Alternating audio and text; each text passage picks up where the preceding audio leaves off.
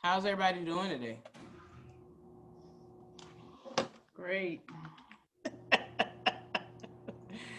Oh. Can't hate Wednesdays. Yeah, at least not right now.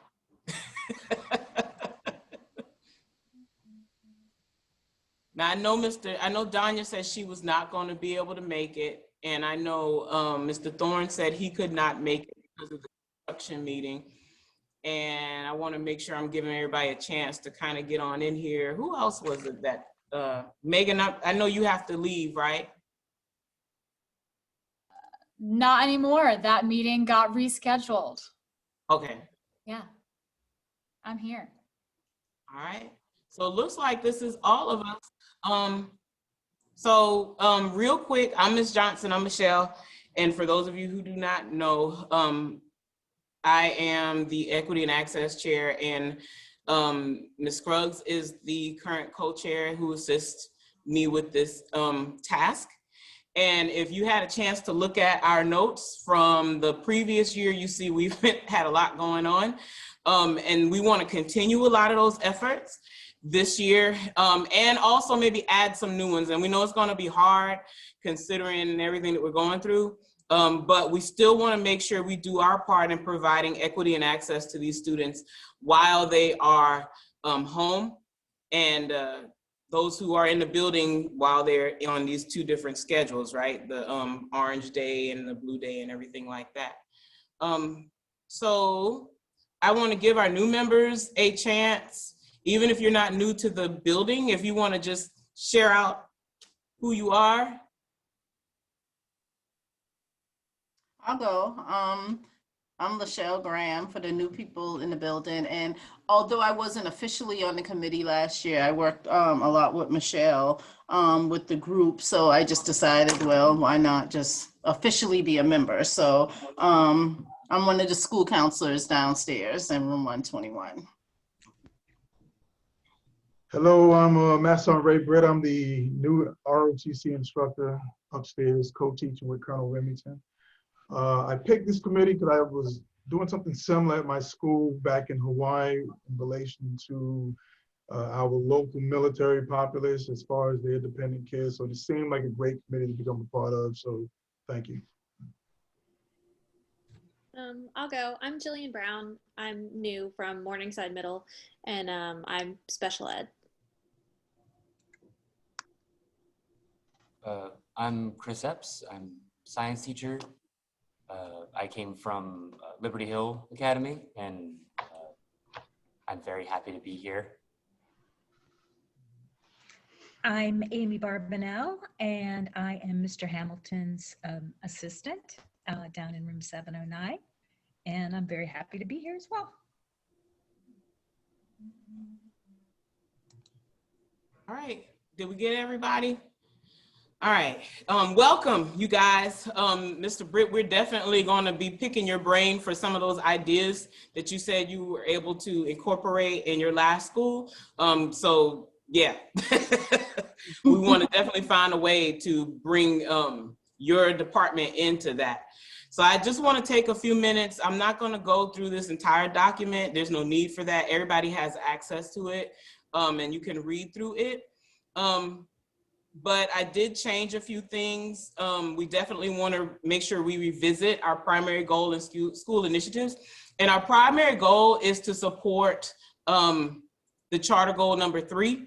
And if you don't have this document, I can share it with you. But this is everything that the school is doing school-wide to support goal 3, charter goal 3. And so you'll see on that document, if you have it or when I share it with you, some of the role that our committee plays, okay? But we're not in this by ourselves. It's definitely a collaborative effort. But the focus, of course, of ours is to specifically deal with that, whereas every other committee can kind of tag team into that or, you know, pick and choose the parts that they want to play in that. Our committee specifically focuses on creating opportunities of equity and access. So if you don't have that, I can share that with you, but I want to make sure I do mention that. We ended abruptly last year. So some of the goals we didn't get to complete. And you can take a look at some of those, but the 3 that we did complete school-wide adoption of CRT and making sure that everyone had taken part in some professional development that either introduced them or introduced them to CRT, which is culturally relevant teaching, or if some folks say culturally relevant pedagogy, or providing strategies and showing them what that looks like. One part of that goal that we did not complete was the creation of a tool that we could use as a measurement for what that looks like in all these other departments, and how do we measure that, okay? How do we make sure that everyone is doing their part? And it wasn't supposed to be something punitive. The measurement tool was supposed to be something just to give us feedback on what we could do a little more of, or the things that we're doing well, okay? So that goal was completed. The second goal was the creation of the stealth population. And so Mr. Hillier and I are currently working with that population. And what that population is, for those of you who are new, we took the data and we aligned it with our charter goal number 3, and we cherry picked those students who were minorities and underserved individuals that we felt like needed a push. And that could be your students who were great test takers, but maybe not doing well academically in the classroom for whatever reason, whether it's truancy, home issues or whatever. And also look at the flip side of that, which was those, let me let Andrea in real quick. Look at those students who maybe were doing well in class, but were not, and who were not great test takers. We did take into consideration students who, and I'm thank you, Charity, for that. We took into consideration students who were gifted and talented, who were not, maybe showing that, okay, in the classroom. And the primary focus, of course, was on males, okay? But both those stealth populations between the 10th grade cohort and the 11th grade cohort, they are not predominant, they are not just Black students. It's predominantly Black, African-American males, but we have some other males in that also. Our goal with that second goal, we want to now add a new cohort where we identify the new sophomore class who fits into that same category, right? And so I believe if we did talk in like a unofficial meeting earlier, did we say we would wait for map data and then meet on that? Does anybody recall from that unofficial meeting we had? Barbie, do you remember? I know we talked about MAP and possibly CERT, but I think they gave students an option to take the MAP test. I don't know if every student took it. I may be wrong on that. If that's the case, we may not have a complete record to draw from. Okay. But so I think everyone's doing CERT. Okay, so we may need to revisit that. And the goal was to get that out there before students come back into school for advisory so that they could go straight into that without having to take them out of their current advisory, which is what we had to do for the junior class of last year and the sophomore class of last year. Another part of that goal that we were considering adding, and I have not met with Ms. Murillo yet, was to incorporate students who are ESOL, ESL.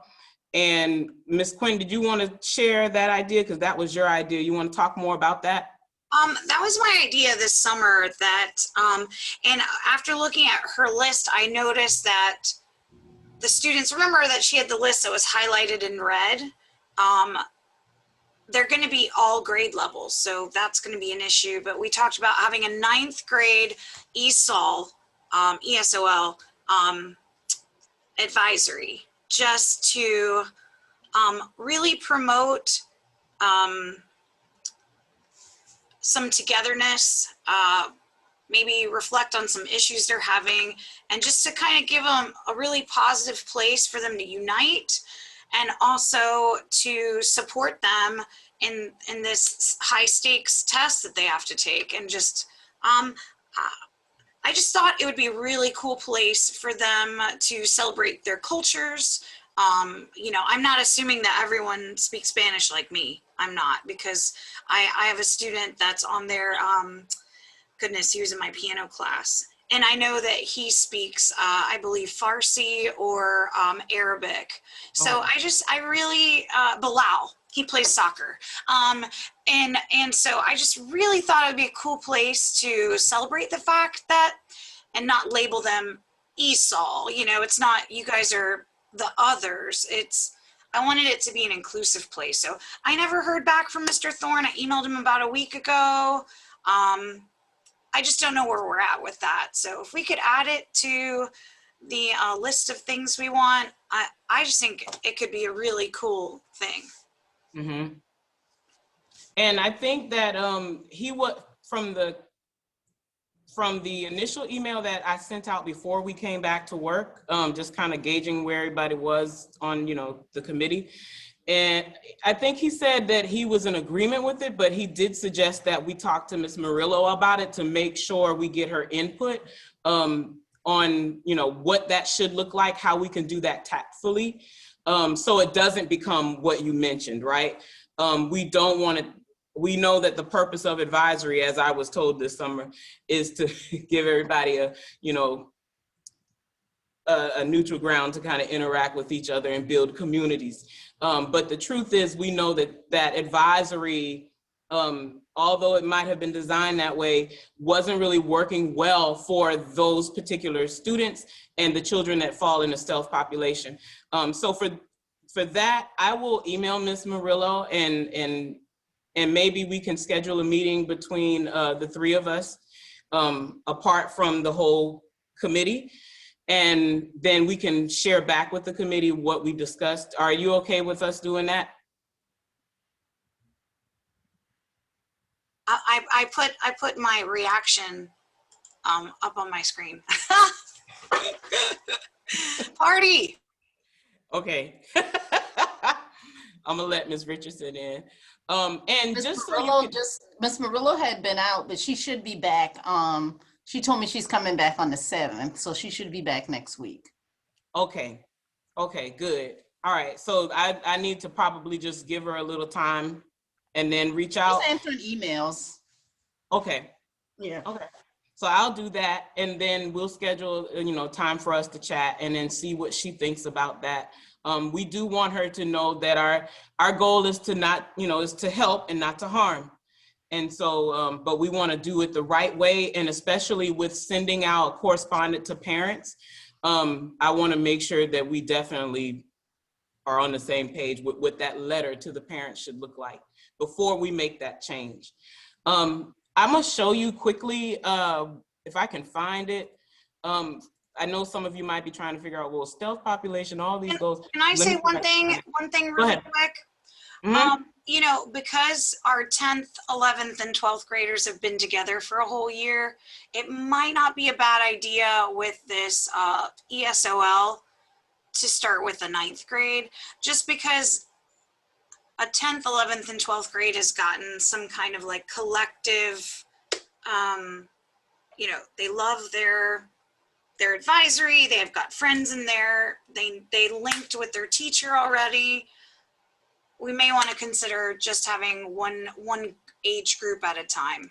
Mm-hmm. So it's not this shocking I'm punished thing. Yeah. But that's just my thought. Okay. No, I'm in agreement with you. I'm in total agreement. And actually, I had already assumed that. So I'm glad that we're on the same page with that, because I already assumed it probably wasn't said or shared, but I assumed it would be the 9th grade because, you know, we want them to be comfortable upon entering the school. And if that becomes their norm, then, you know, we won't be disrupting anything. But again, we still want to make sure we do it respectfully and tactfully. So I love the idea. I believe Mr. Thorne said, I know he's not here with us today, but I believe he's in agreement with that. But he did suggest that we make sure we communicate with Ms. Murillo. So I will do that and see if we can schedule a meeting. And anybody who would like to be a part of that meeting, just let me know. But we are more than willing to meet with her and then share back with you guys when we meet again. Thank you, Ms. Richardson. I know you just joined us. All right, so I want to share this quickly. For those of you who are probably wondering when we're talking about goal 3, what was the push for goal 3?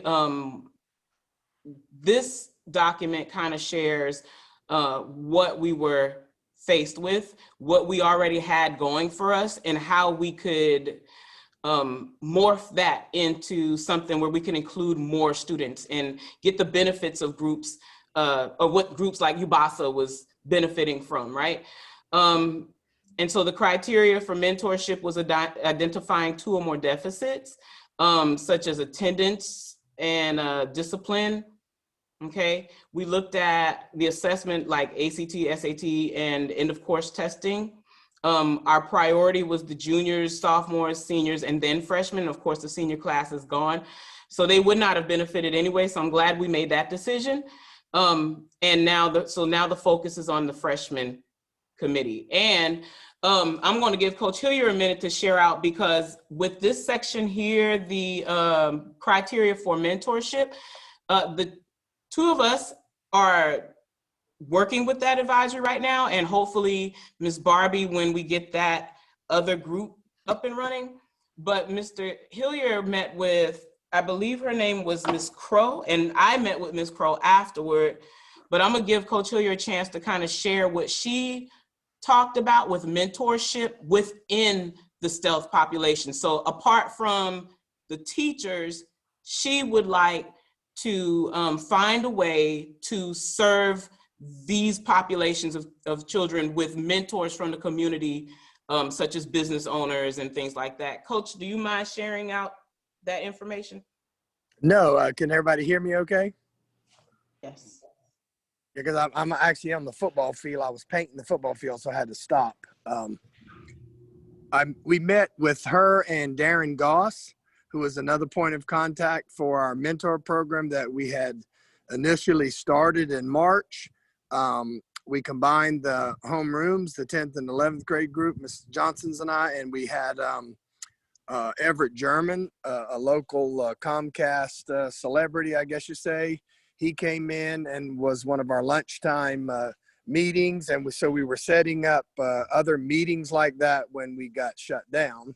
So we plan on to continue in that vein. I believe Ms. Johnson and I are in agreement on that, about having individuals come speak to them during school. But this Ms. Crow, her mentor program is Big Brother, Big Sister, and she is wanting to meet with the students that we have and to see if them and their parents are interested in a mentor program that would not only be within the school, but outside of the school with professionals and men of color in the community that would go beyond the school border.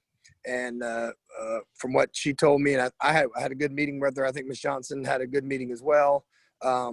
This is a process that she vets and with the parents and the mentor and the mentee, and they, it's kind of like a contract. You have to agree to it. And then, but the ones that she said she has evidence-based research that those who establish this relationship really seem to be have greater success.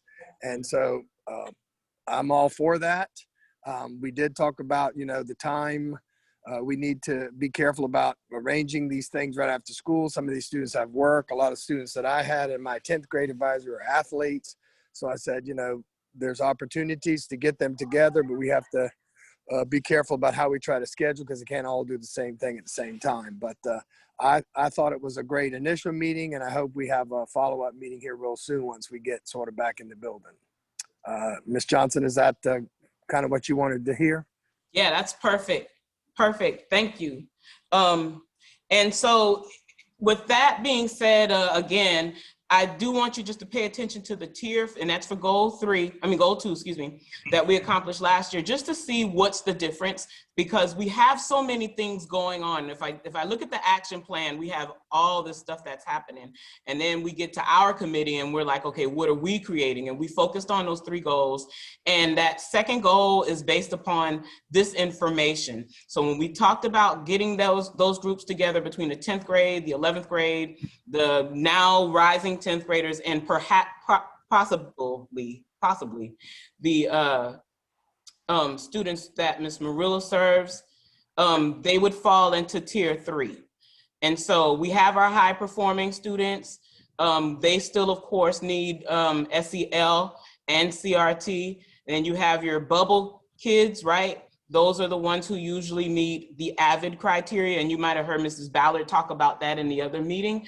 But the stealth population is the group that seems to go unnoticed. They're the group that can fly under the radar.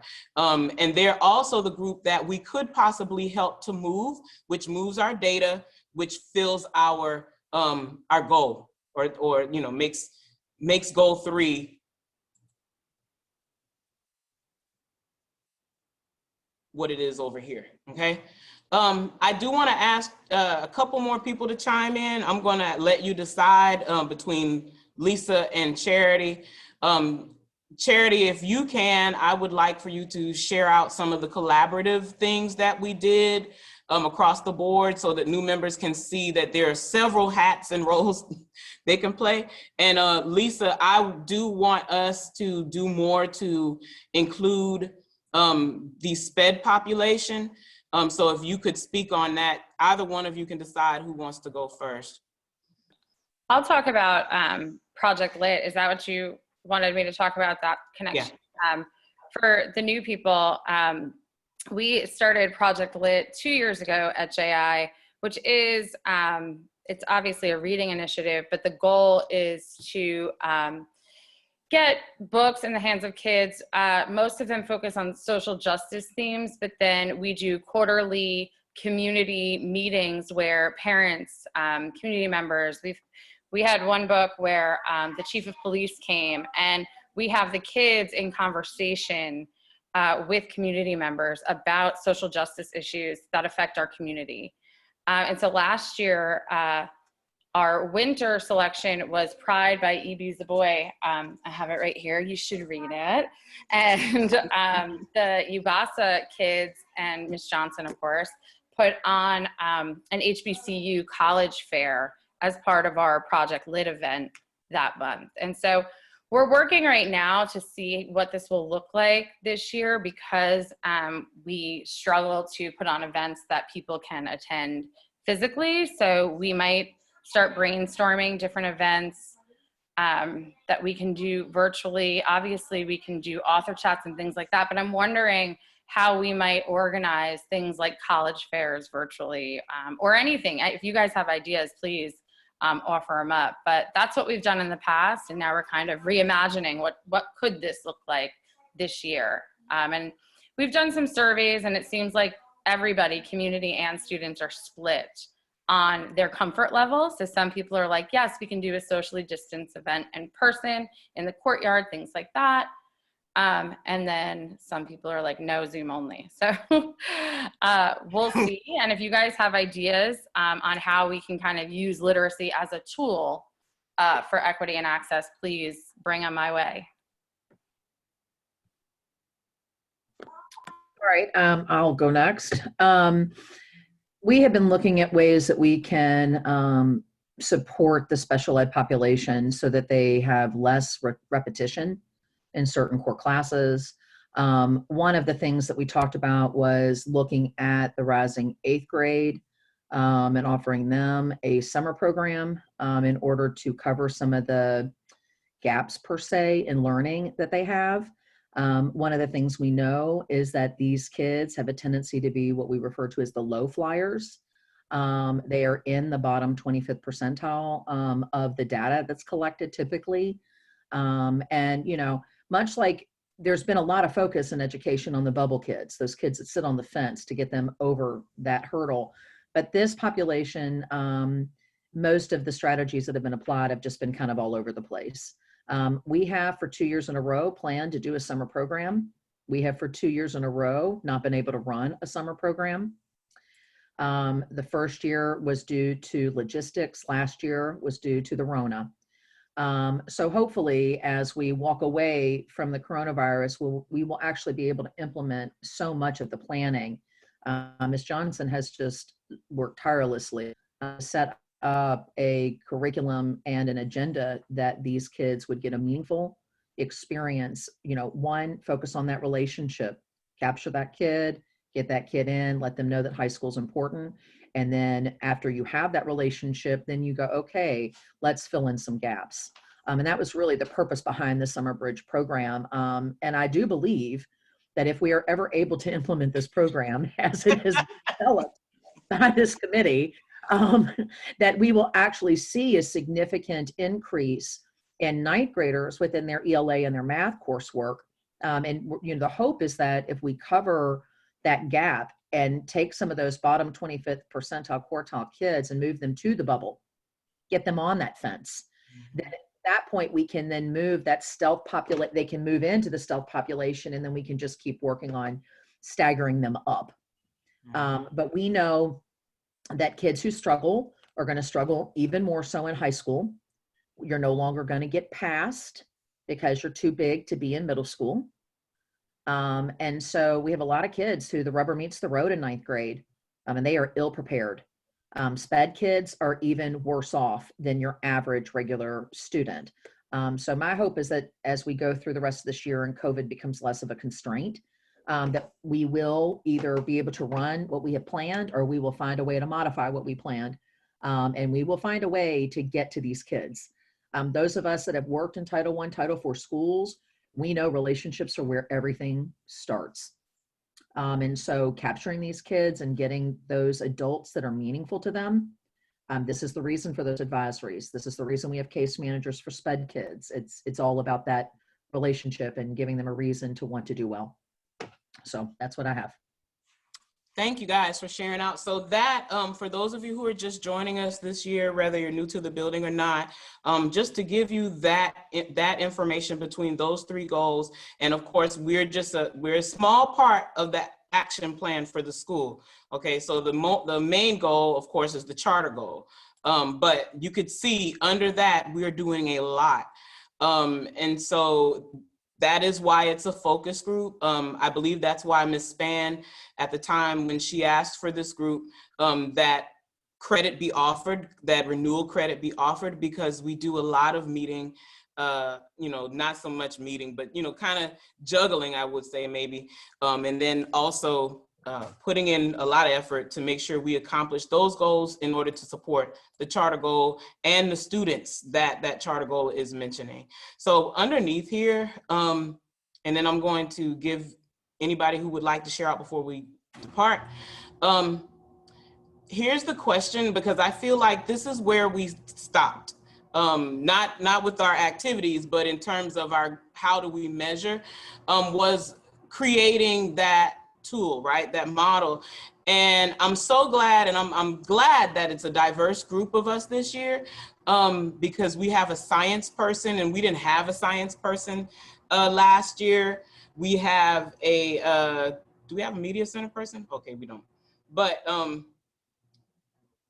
feel like we have a science person, and we have more SPED people this year. I think last year, Lisa, you were the only one. And we have ROTC. So maybe now we can get a better idea of how we can serve, beyond just our principal areas.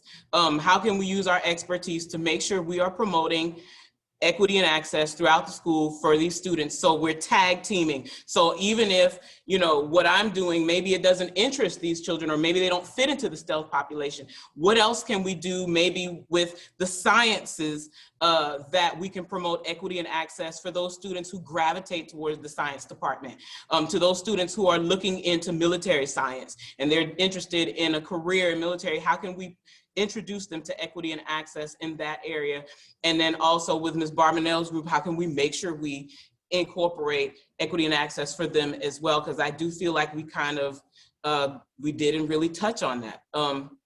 So here is this document. And again, I think I might need to change the settings because I think I only set it to where people could comment on the sides. But when you get some time, if you could maybe just jot down some ideas that like a basic contribution that you feel like your department could do, and then maybe list a few broad or extensive contributions that you feel your department can do. I know in Ms. Richardson's case, she wore a lot of hats and helped us, even though she was on our committee, but she went out of her way to assist us. We pull on everybody. Ms. Graham, as she stated, wasn't on our committee, but I kind of put her on the committee and brought her into it. So we pull on everyone. But we want now, since we have a more diverse group, if everybody could maybe share, and I know I left guidance off, Ms. Graham, I apologize, I'll add that, what we could do in order to promote that from the basic contribution to the broad. Before we depart, those of you who are joining us for the first time, do you have anything that you want to share or anything that you liked or, anything interesting? I like all of this. This is all good. This is the right one for me. I'm glad to be here. I do want to throw out there, like, from my a lot of my grad school stuff was like focused on like data analysis and program evaluation and stuff. So please use me as you see fit. Yes, thank you. I will add that, as I mentioned, there was something similar done over in Hawaii. And when I say similar, that program where you were going to have something running over the summer, we did that and we focused more on successfully putting that in place, because what ended up happening is that first class of kids that went through the process became our greatest salesmen. So with a focus on 9th graders, that's perfect. We just got to get a class through your program and then bring them back into the environment, because they see us all the time. And a graduate of that particular environment, they're the closest thing removed from the truth for a peer-to-peer kind of relationship. So I think we focus on, you said you've been trying to do it for the last 2 years. If we throw a lot of effort behind getting one group of guys through that, I think that would be beneficial.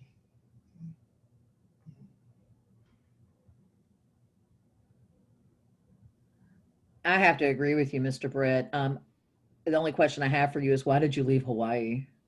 The economy, and once you've been to the beach, you've been to the beach. I was over there for almost 10 years, so. I've heard traffic is bad. What island are you on? It's pretty bad over there, but I'm from the Low Country, so I came back mainly to be closer to my mom because she's a little up in the age, and she says I owe her now, so. Were you at Hickam? I retired from Hickam Air Force Base, and then I taught at a local high school over there. Thanks for the sense of humor. You're going to need it in this group. It is a requirement that was not on the application that Ms. Richardson out. It was an implied requirement. You clearly passed the quiz, so you're good. We'll keep you. Yeah, I'm going to be honest with you. If we've been able to figure out virtual teaching, then we need to run this camp virtual if that's what we're in. I wish that we had better training prior to this. I mean, we're all trained classically to teach in a classroom. We're not trained to be virtual teachers, but I do believe with the core group of people that are here that have returned, had we had that training, we would have run this last summer camp that way. Well, so I hope that we will just build to that capacity in order to make sure that this happens, is what I'm saying. To show you that it works, the instructors over at Wando, they put it on their cadets to run basically a cadet leadership camp for 1 week that had 80 attendees in it, all student. It was all student ran, and they did it all virtually. So that's a model that we can probably benchmark from, and I'll talk to the instructors over there. But if it's the most 20 students going through it, I think it's a doable thing. Yeah. Okay. So your first goal is to steal and borrow. Hey, that's what it's a military thing. We call it benchmarking, but it's basically stealing ideas. So I'll get in touch with those guys over there and use their straw hat to see what I can come up with over there. Sounds good. Anybody else want to Hey, share Michelle. before we depart? Yeah. What do you think about maybe doing some prep work with the stealth population and turning them into the student leader?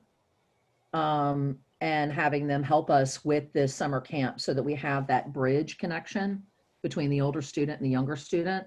And kind of, you know, I just think that when kids have more stake in the Right. claim, Mhm. they claim more of the stake. Mhm. Yeah. And when you're already connected to upperclassmen, there's something special about that, you know, we're all grown, we don't think about that. But I know that for those freshmen that are connected to upperclassmen, it's a big deal. So just throwing it out there. Yeah, we actually, Coach Hillier and I were working on a part of that last year when we met with Miss, I don't want to mispronounce her name, but I think her name was Miss Bibi. Yeah, that's Yeah. right. That's right. Yeah, and so we were already working on developing them to mentor the children at James Island Elementary. And then of course, COVID interrupted that. But I think that's a good idea for them to not just stop with elementary, but also to assist with that program in the summer, if that's something, you know, not sure how we could do that with them virtually. That's something we would have to look at, but I definitely am on board with giving them an opportunity to earn, you know, even if we have to do something like I did with UBASA, where we have somewhat of a completers program, you know, there's no honor cord for UBASA. There's no honor cord, of course, for stealth population because it's not really an official group. But I'm wondering if maybe we could do something like what was done with UBASA and give them that for service. And so I love all of that. So I'm going to depend on everybody to jot down their ideas in this, like the basic contribution, the broad, and even if it doesn't necessarily fit into your area, still share it, because that gives us something to think about upon our next meeting. Ms. Richardson or Ms. Graham, y'all have anything you want to share? No, I just wanted to say that I'm so encouraged and excited about this committee continuing on the work that it started. And unfortunately, COVID got in the way, you know, last year. And so this year, I'm praying and hoping that we can continue on through lots of great ideas. The ESOL group, advisory group, being able to support that population of students as well as the others. So yes, I'm really excited about the work that this committee will continue on and adding to for the school year. Right, I can just agree with everything Ms. Richardson said. Anything that we need as far as guidance and records and anything, you know, just, you know, I'm always here to provide whatever we need down in this area. Thank you. Ms. Barbanel or Ms. Brown?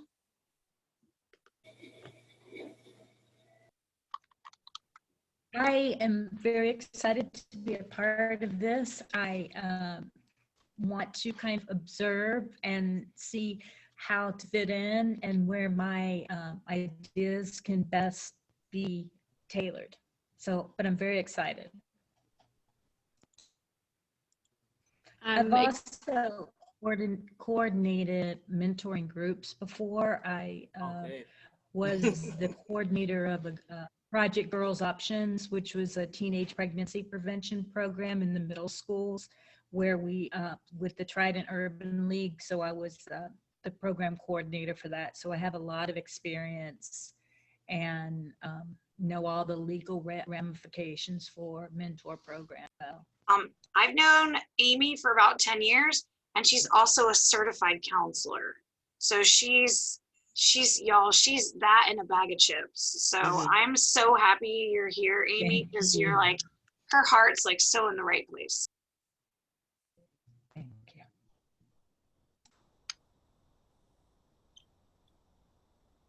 I'm just excited to be a part of this committee. Coming from Morningside, that the demographic that we're going to really work with is just what I'm familiar with, and I'm just excited to continue kind of the work I've been doing.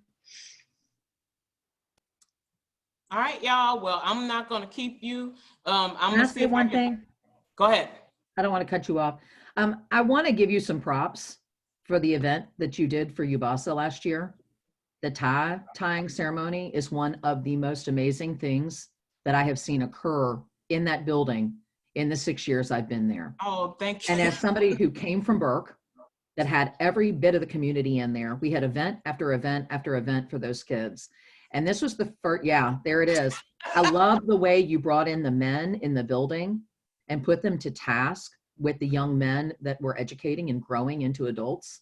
And I think that we need more of that. I think kids need to be recognized. I think that when we look at how we get what we want from kids, the more we recognize them, the more we prop them up and we hold them accountable for those accomplishments, the more we will get them. And I think this is a missing piece. And I know we've got to work around COVID, but I really would like for you do that naturally for UBASA. I really think that this committee would benefit from that momentum as well. And that's all I wanted to say, but you did a phenomenal job. Oh, thank you. You deserved a lot of props for that. Those kids, the pride that radiated out of them, it was, I could feel it. It was palpable. So we need to do more of that is all I'm saying. Well, I will do my part, and I'm excited as well. I'm going to try to pace myself and try not to do too much, get so caught up in this that I don't forget that I'm a teacher sometimes. But yeah, so I thank you for that. And thank you guys for your commitment. It does take a lot. I'm not going to promise that I won't pull on you. I will bother you, and I apologize in advance.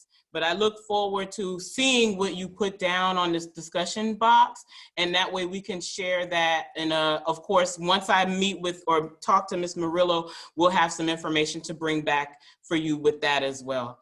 See y'all.